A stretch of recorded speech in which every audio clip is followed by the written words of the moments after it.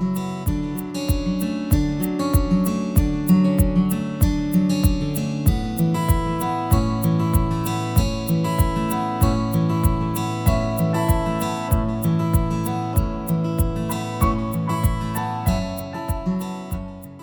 स्पर्धात्मक युगामध्ये ताणतणाव वाढल्यामुळे मानसिक आजाराचं प्रमाण खूप वाढलंय. साधा सर्दी खोकला झाल्यावर डॉक्टरांकडे पळणारे आपण मानसिक आजाराविषयी मात्र खूप अज्ञानी आणि उदासीन दिसतो.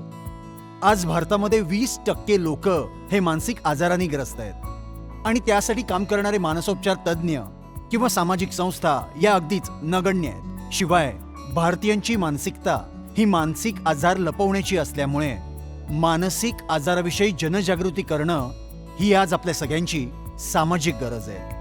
पुण्यातील स्किझोफ्रेनिया अवेअरनेस असोसिएशन म्हणजे सा ही संस्था गेल्या 22 वर्षांपासून मानसिक आरोग्याविषयीची जनजागृती आणि मानसिक आजारी लोकांचं पुनर्वसन यासाठी अविरतपणे झटतेय.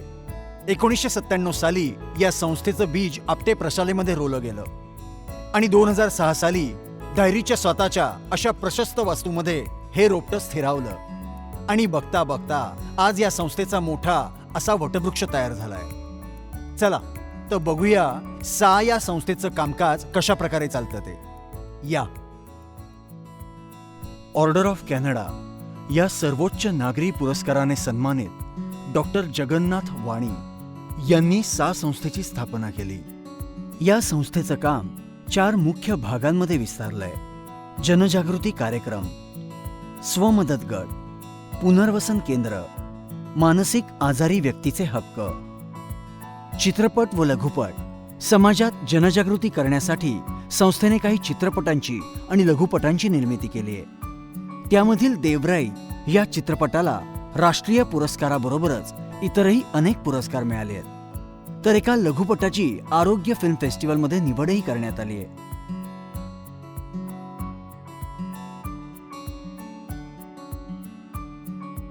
वेळोवेळी विविध वर्तमानपत्रात मानसिक आरोग्याविषयी लेख प्रसिद्ध होत असतात.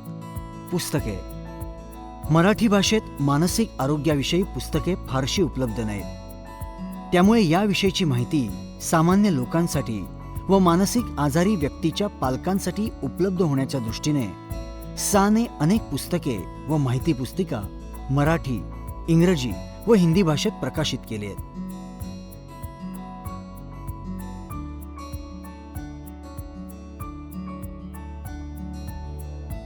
जाहीर सभा, वर्षातून 5 जाहीर सभांचे आयोजन करण्यात येते. यावेळी मानसिक आरोग्य क्षेत्रात काम करणाऱ्या तज्ज्ञ व्यक्तींच्या व्याख्यानांचे आयोजन करण्यात येते. तसेच यापैकी एका जाहीर सभेत कमी उत्पन्न असणाऱ्या पालकांचा सन्मानपत्र व प्रतिकात्मक रक्कम देऊन गौरव करण्यात येतो. स्वमदत गट, स्वमदत गट हा पालक व शुभार्थी यांच्यासाठी चालवला जातो, ज्यात रिकव्हरी मेथडचा वापर करून शेअरिंग केलं जातं. ग्रुपमधून आजाराबद्दलची जाणीव आपोआप वाढीस लागते व भावनिक व्यवस्थापनास मदत होते. शुभार्थींना त्रासदायक प्रसंग हाताळता यावेत यासाठी स्वमदत तत्वे त्यांना सांगितली जातात व रोज त्याचे वाचन करून आपले अनुभव सांगण्यासही सांगितले जातात. पुनर्वसन केंद्र हा साचा एक अतिशय महत्त्वाचा व लक्षणीय उपक्रम आहे. औषधांबरोबरच पुनर्वसन केंद्राची नियमितपणे मदत घेतल्यास त्यांचा नक्कीच उपयोग होतो. कमला नेहरू हॉस्पिटल येथे 2004 मध्ये पुनर्वसन केंद्राची सुरुवात झाली व 2006 मध्ये धायरी येथील वास्तूमध्ये केंद्राचे स्थलांतर झाले. मानसिक आजारी व्यक्तींचे हक्क आणि अधिकार या बाबतीत विविध प्रयत्न केले जातात. सा ही भारतातील एकमेव अशी संस्था आहे की जी मानसिक आजारी व्यक्तींच्या सर्वांगीण विकासावर भर देते आणि संस्थेचा असा ठाम विश्वास आहे की ही मानसिक आजारी व्यक्ती जर कुटुंबामध्ये राहिली आणि इथल्या संस्थेच्या पुनर्वसन केंद्रातील विविध प्रकारच्या उपचार पद्धतींची तिला जोड मिळाली तर त्यांच्या सुधारणेस खूप चांगली मदत होते.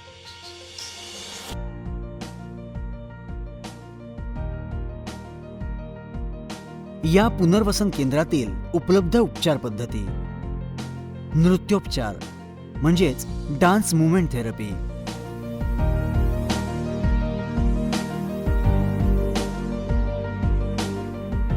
शारीरिक लवचिकता व हावभाव, भावना व्यक्त करणे इत्यादी गोष्टींसाठी याची मदत होते.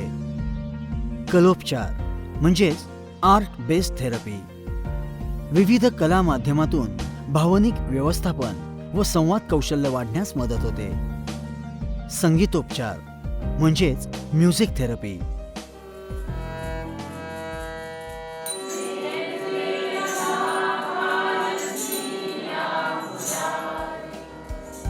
या थेरपीने मेंदूतील कोलाहल कमी होतो आणि उत्साह व आनंद निर्माण होण्यास मदत होते.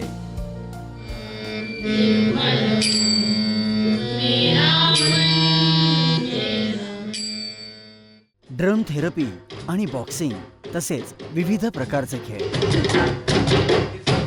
यांनी आजाराची लक्षणे कमी होण्यास व वास्तवाचे भान ठेवण्यास मदत होते.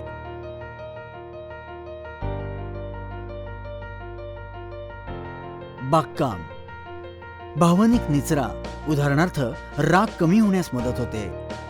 निसर्गाच्या सान्निध्यामुळे मन प्रफुल्लित होते आणि परिसराबद्दल जाणीव निर्माण होते.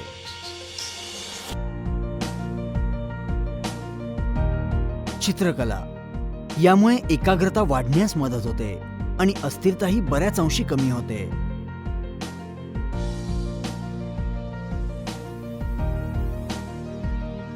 योगासने व प्राणायाम शारीरिक व मानसिक संतुलन टिकून राहण्यास मदत होते. एकाग्रता वाढते, मेंदूला रक्त पुरवठा योग्य प्रकारे होतो, मन शांत होते. दररोज 1 तास असलेल्या नियमित योगासन वर्गात सर्व शुभार्थी उत्साहानं भाग घेतात. इथे प्रत्येक मानसिक व्यक्तीला त्यांच्या कामाचा मोबदला दिला जातो. त्यातून त्यांच्यासाठी अशा अनेक रोजगाराच्या संधी निर्माण केल्या जातात. ती व्यक्ती मानसिकदृष्ट्या जरी आजारी असली तरी सुद्धा या सगळ्या गोष्टींमुळे त्यांचा आत्मविश्वास वाढतो आणि अर्थातच या सगळ्यामुळे मिळणारा आनंद हा काही औरच असतो. शिवणकाम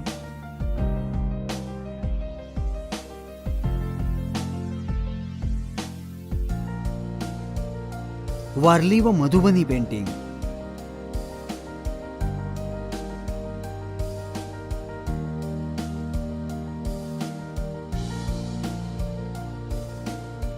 पाककला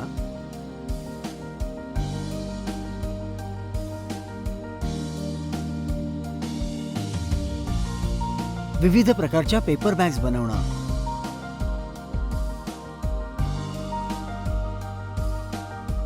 झेरॉक्सिंग, विविध प्रकारची धान्य दळणे,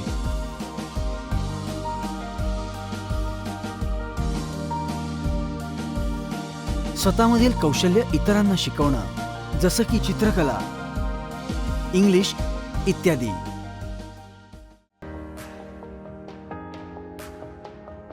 मानसिक रोगी व्यक्ती ही हळूहळू समाजापासून दुरावत जाते आणि म्हणूनच या संस्थेतर्फे त्यांच्यासाठी वेगवेगळ्या प्रकारचे सामाजिक उपक्रम राबवले जातात.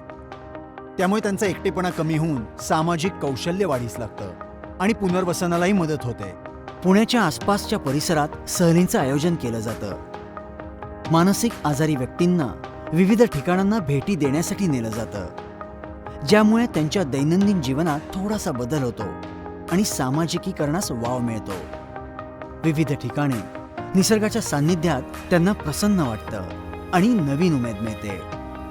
स्वरसंवाद विविध कलाविष्कारांची ओळख व्हावी म्हणून मानसिक आजारी व्यक्तींसाठी विविध क्षेत्रातील मान्यवरांचे कार्यक्रम आयोजित केले जातात. वाढदिवस व सण साजरे करणे केंद्रातील प्रत्येक मानसिक आजारी व्यक्तींचे वाढदिवस व प्रत्येक सण पारंपरिक पद्धतीनं आवर्जून साजरे केले जातात आणि सर्वजण त्यात अतिशय आनंदाने सहभागी होतात.